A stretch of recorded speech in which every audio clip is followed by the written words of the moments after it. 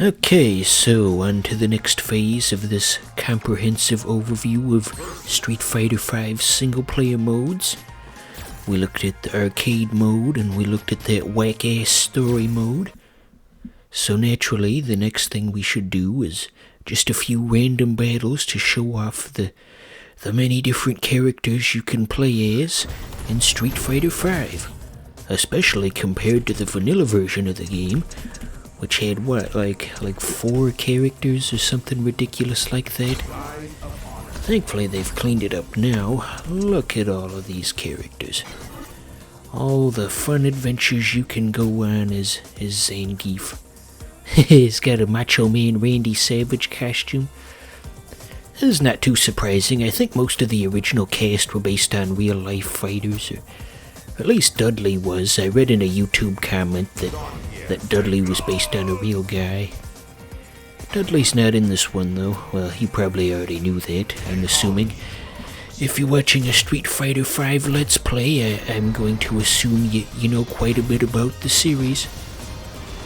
So we got Medusa versus Zangief. I read those from right to left, so that's gonna be confusing. So have I ever mentioned how Zangief's moveset is very similar to that of Incineroar and Smash Bros? You got the lariat, and you got the... I think he had a throw that was similar, and I think they definitely took some inspiration from Street Fighter when they designed that particular character. Alright, so let's look up how to do some cool moves, just for the sake of giving you guys a reason to watch this. Yeah, there we go, got a lariat. That's his iconic move. Remember when Zangief was in Wreck-It Ralph? I guess there really isn't a whole lot more to say about that, is there? But they had cameos from all the popular video game characters of the day, and Zangief was one of them. And apparently the Disney animators, they kinda regretted putting all those cameos in the movie, because each company had specific things about their character that they wanted to have represented in the movie. It's like Nintendo would say, no, Bowser's bigger than that, and Capcom would say that, no, Zangief is such and such, and everyone had specific things that they wanted, and I think that's why they left out all the cameos in Wreck-It Ralph 2. And does that mean canonically that all those characters in that movie are technically Disney characters or whatever? I mean, I know not actually on the books, but as far as fan lore is concerned, does that mean they exist in the same universe? That Street Fighter exists in the world of Mickey Mouse and Aladdin and Hercules and Treasure Planet? I like how Zangief kinda walked into that throw, did an extended animation of sorts. Cool stuff. So what else we got? Cyclone Lariat. Well, that's a V-trigger. I might not be able to pull that off. I know how to do the combo where you go into V-trigger mode, but then trying to do anything beyond that is... you could never quite get it, you know? Surely we can do at least one cool move between now and the end of the match. Or maybe not. Just do the standard aerial move. At least we pulled off those lariats, eh? Yeah, I like his victory animation. It's very, very energetic. So what else is there to talk about in the world?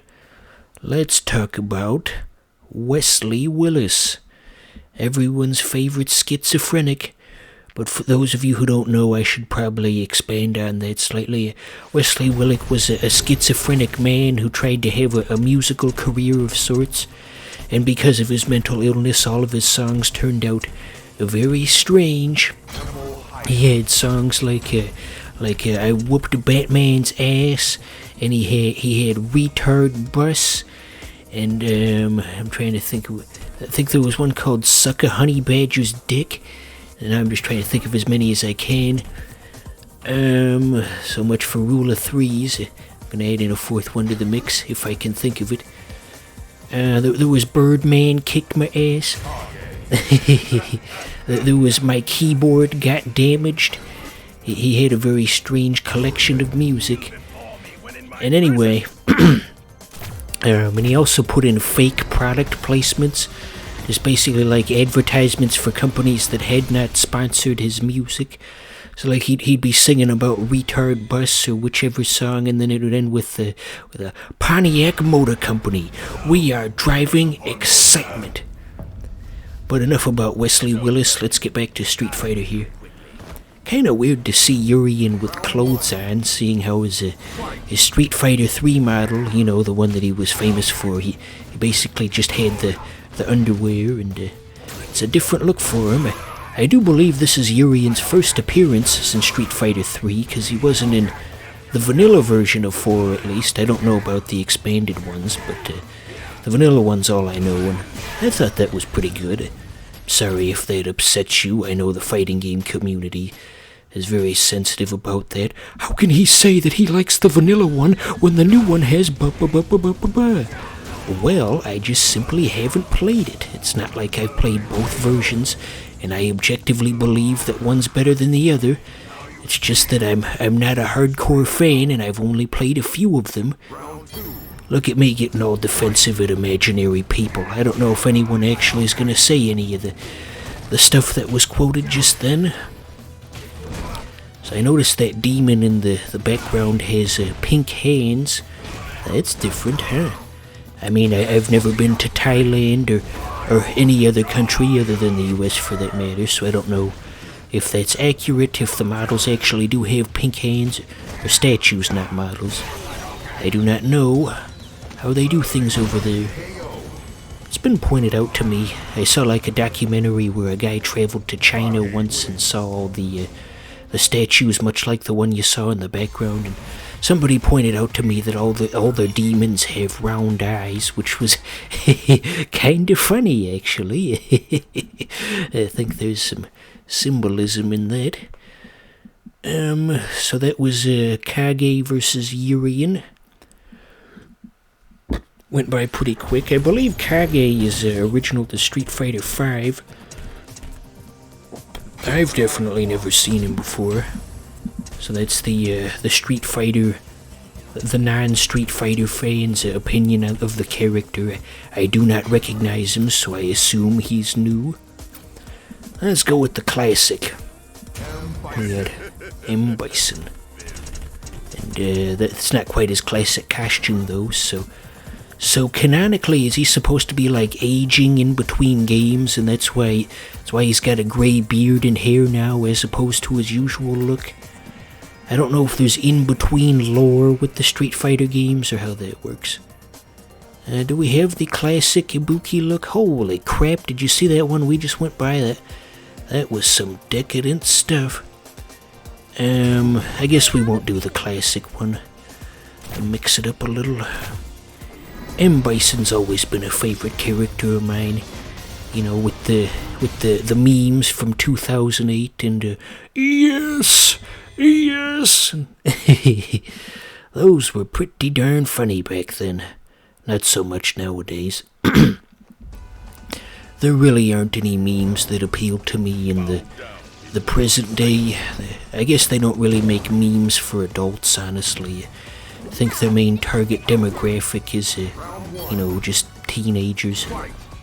My sensibilities have changed. When are they gonna make adult memes, huh? When? Do you notice Ibuki's pupils are different colors? I just noticed that a minute ago when it did the close-up on her face. Had never noticed that before. Speaking of Ibuki, I saw a comment once on a YouTube video for Ibuki's theme in Street Fighter 4, and the guy was saying that he used to listen to it as he'd ride his bike around after dark in his neighborhood, and it made him feel like a ninja, and I was just thinking, man, that must have been so cool. Wish I could have done stuff like that. Wish I could have been just maybe a few years older back when Street Fighter 3 was at its peak, so I probably could have appreciated it. But then I realized that I would have had to make bigger changes to how I lived my life in order to make that reality come to fruition, because even if I was a bit older at that time period, I never did learn how to ride a bike. And I also, even if I did know, I probably wouldn't have had anywhere to go, because I live on a very busy road where the cars often go upwards of 70 miles an hour. They're not supposed to, but they do. And if I were to ride my bike around anywhere in this neighborhood, they'd run my sorry ass down into the ditch. So I did not live in the type of neighborhood that would facilitate bike riding. So I've never had the experience of listening to Ibuki's theme while riding my bike through a neighborhood at the dark. Or after dark, not at the dark. Yeah, I can't talk today. So that's unfortunate. There's so many things I wanted to do in life, but I just can't quite get there. I am but a broken man. M. Bison wins. I kinda like the look of M. Bison with white hair. It suits his villainy. Makes him look like all those real-life villains you see on C-SPAN. Edgy political humor. Okay, so I think we just got one battle left. I'm looking at the timeline in my video editing program, and looks like there's gonna be one battle and then maybe just a little extra stuff on the end. So let's pick a stage we haven't done yet. I think the Air Force Base is supposed to be Guile's level, if I'm not mistaken. Okay, it's starting to come back to me. Yeah, after this last battle, I did some training just to practice my E-Honda combos. I'm surprised they could keep the name E-Honda and they didn't have to change it because of the car company. Because I know in Punch-Out they had to do that, because they originally had Piston Honda, and they had to change it to Piston Hondo in the Punch-Out reboot that came out in 2009. But for some... This definitely has to be the last episode for today. I am getting audibly hoarse. But anyway, yeah, for some reason they didn't have to change that in Street Fighter. Maybe they made some kind of payment to the Honda Corporation so that they could use the name. I don't know what the story is there. I guess it was too iconic to change it, compared to like Piston Honda from Punch-Out. They couldn't change their guy. He was too beloved. Okay, yeah, this is Guile's stage. I can faintly hear his theme playing in the background. I recognize it from all the memes with Guile's theme goes with everything. Those were real funny. They had the guy with the chicken wings, and then they played Guile's theme over that. And I think there was one that was over the Lion King. It was the scene where Mufasa gets trampled, and you can tell those were good memes because I told a guy about it who wasn't even into Street Fighter and wouldn't have even known who Guile was, and even then he was able to appreciate it, so that really speaks to the widespread appeal and strength of that meme if someone who doesn't even know the source material can appreciate it. So Guile is the main boss of Street Fighter 3, by the way. I could never really... Well, I did manage to beat him once, but it didn't feel like I beat him. I just felt kinda ripped off, because as anyone who's played Street Fighter that far can tell you, Guile has the revival move where you have to beat him twice. And so I beat him once, and then the revival was a surprise for me, and I wasn't ready for it. And he won there. So on my next attempt, I got past I beat him the first time, but then for some reason he didn't revive, and then it just... Oops, I hit the home menu by accident. Sorry about that. Anyway, see, I beat him the one time, and for some reason he didn't do his revival move after the game had established that that's something he normally does. And so I technically won, but it didn't feel like it, because I didn't fulfill the requirements that the game had set on the previous attempt. I just felt kinda ripped off. Alright, so let's take a quick peek at training mode and practice our E-Honda combos. I was trying to combine the word Honda with combos, and that I could not do it. So... Goodness me. They just call him Honda instead of E-Honda, I noticed. What with the announcer and such.